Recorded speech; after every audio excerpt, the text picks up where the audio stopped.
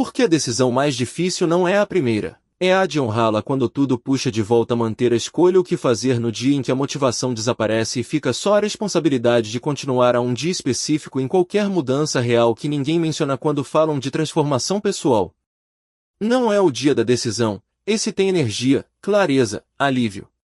Não é o dia da recaída, esse tem drama e análise.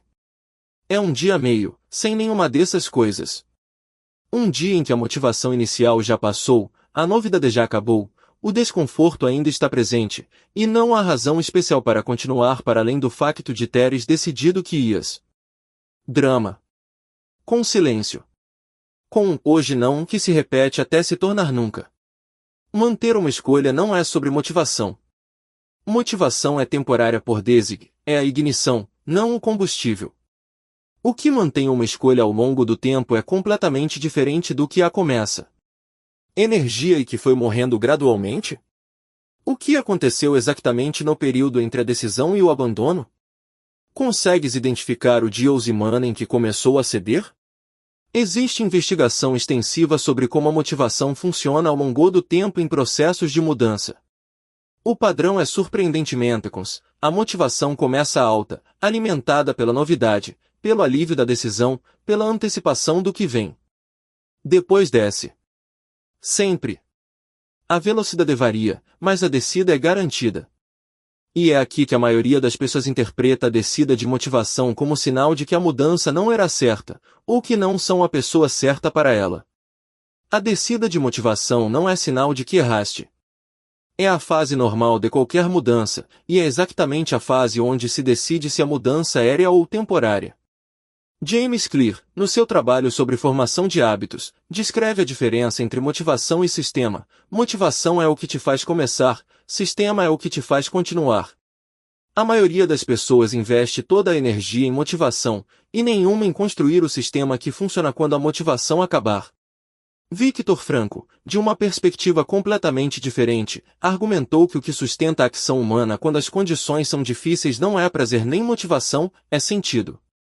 A capacidade de responder à pergunta por que de forma suficientemente profunda para que o como continue mesmo quando é custoso. Motivação pergunta quero continuar. Sentido pergunta preciso continuar. São perguntas diferentes, com respostas diferentes quando o custo é alto. Não há método universal. Mas existe investigação sobre o que distingue pessoas que mantêm mudanças das que não mantêm. 3 fatores aparecem consistente. Factor 1, identidade antes de comportamento. A mudança que se mantém é aquela que passou de comportamento para a identidade. Não estou a tentar comer melhor, mas sou alguém que cuida do que come. Não estou a tentar ser mais honesto nas relações, mas sou alguém que valoriza a honestidade nas relações. Esta distinção parece cosmética. Não é. Quando o comportamento e a identidade colidem, o comportamento cede. Quando a identidade e o comportamento estão alinhados, o comportamento resiste muito mais ao custo e ao desconforto.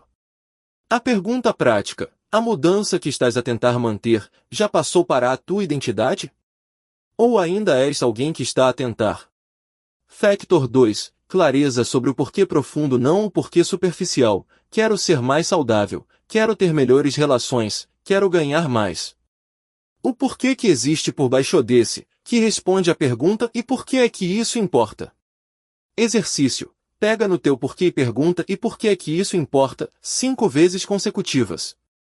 O que encontras na quinta resposta é o porquê profundo.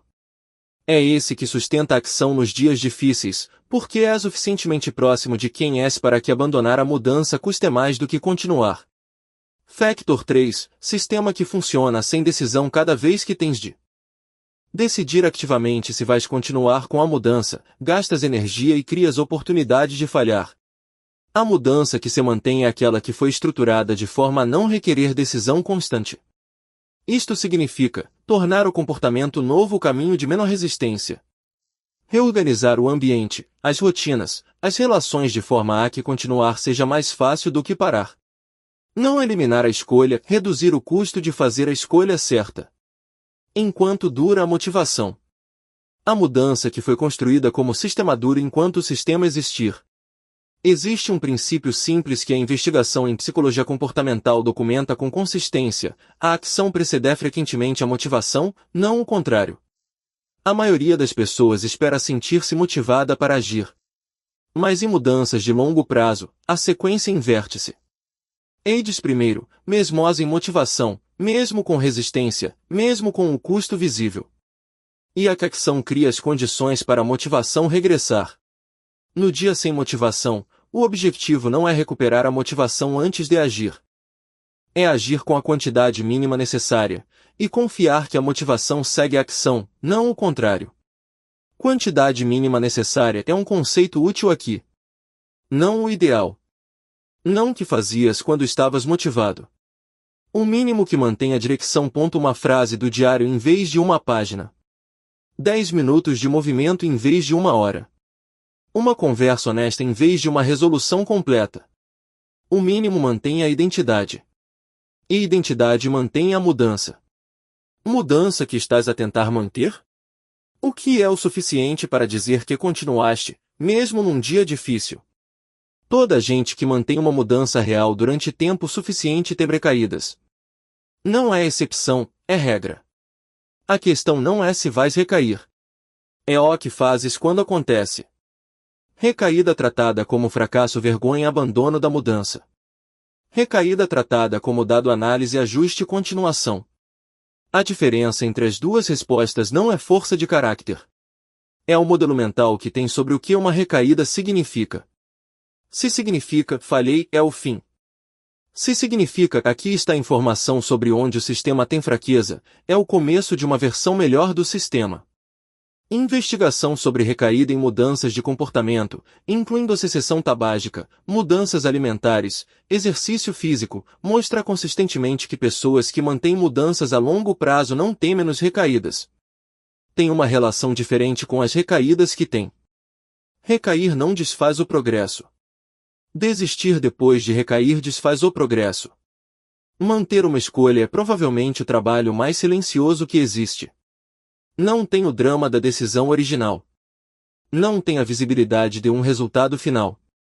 É feito principalmente em dias que ninguém vê, em momentos onde a única razão para continuar é que decidiste que ias. E é exatamente aí, nesse silêncio, nessa ausência de drama, que a mudança real acontece. Não nos momentos grandes. Na acumulação de momentos pequenos onde escolheste continuar quando não tinhas de o fazer. Não precisas de querer continuar todos os dias. Precisas de continuar mesmo nos dias em que não queres. Isso é o que transforma uma decisão numa vida. Isso é escolha visível. O que fazer no dia em que a motivação desaparece? Fica só a responsabilidade de continuar. Na próxima vez, o episódio mais complicado desta temporada, porque envolve outras pessoas com as suas próprias escolhas. Como se escolhe em relação? Quando o que queres e o que a pessoa que amas quer não apontam na mesma direção. Escolha visível. Temporada 1. Posical Invisível. A escolha que este episódio examina não é simples de nomear, porque foi feita antes de você ter consciência de que estava a fazer uma escolha. Virou hábito.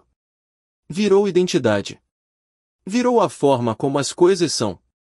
E o primeiro passo para escolher de forma diferente é conseguir ver o que estava a ser escolhido, e por quê. Escolha visível foi construída para tornar visível o que está sempre presente, mas raramente examinado, que a maioria do que chamamos de escolhas são reflexos com melhor apresentação. O que foi ensinado, o que foi herdado, o que foi modelado por ambientes específicos, tudo isso opera nas decisões que parecem mais pessoais e mais livres. Há uma diferença entre decidir e escolher. Decidir é o que fazemos quando processamos informação e chegamos a uma conclusão. Escolher é o que fazemos quando temos consciência real das alternativas, incluindo a alternativa de não fazer o que sempre fizemos. Esta série trabalha exatamente essa diferença. O que foi aprendido sobre como fazer escolhas pode ser examinado. O que pode ser examinado pode ser questionado. E o que pode ser questionado pode, com tempo e trabalho honesto, ser substituído por algo que é genuinamente seu, e não apenas o eco do que foi ensinado antes de você ter voz sobre o que aprender. para levar desta conversa não um método de 10 passos, mas uma pergunta que continua a trabalhar depois que este episódio terminar, esta escolha aqui. Este episódio nomeou, é minha? Ou é o que aprendi que devia escolher? A diferença entre as duas não está no resultado. Está na consciência com que o resultado foi alcançado.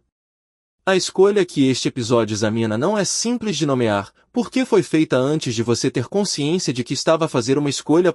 Virou hábito. Virou identidade. Virou a forma como as coisas são. E o primeiro passo para escolher de forma diferente é conseguir ver o que estava a ser escolhido, e por quê. Escolha visível foi construída para tornar visível o que está sempre presente e mais raramente examinado, que a maioria do que chamamos de escolhas são reflexos com melhor apresentação. O que foi ensinado, o que foi herdado, o que foi modelado por ambientes específicos, tudo isso opera nas decisões que parecem mais pessoais e mais livres. Há uma diferença entre decidir e escolher. Decidir é o que fazemos quando processamos informação e chegamos a uma conclusão. Escolher é o que fazemos quando temos consciência real das alternativas, incluindo a alternativa de não fazer o que sempre fizemos. Esta série trabalha exatamente essa diferença.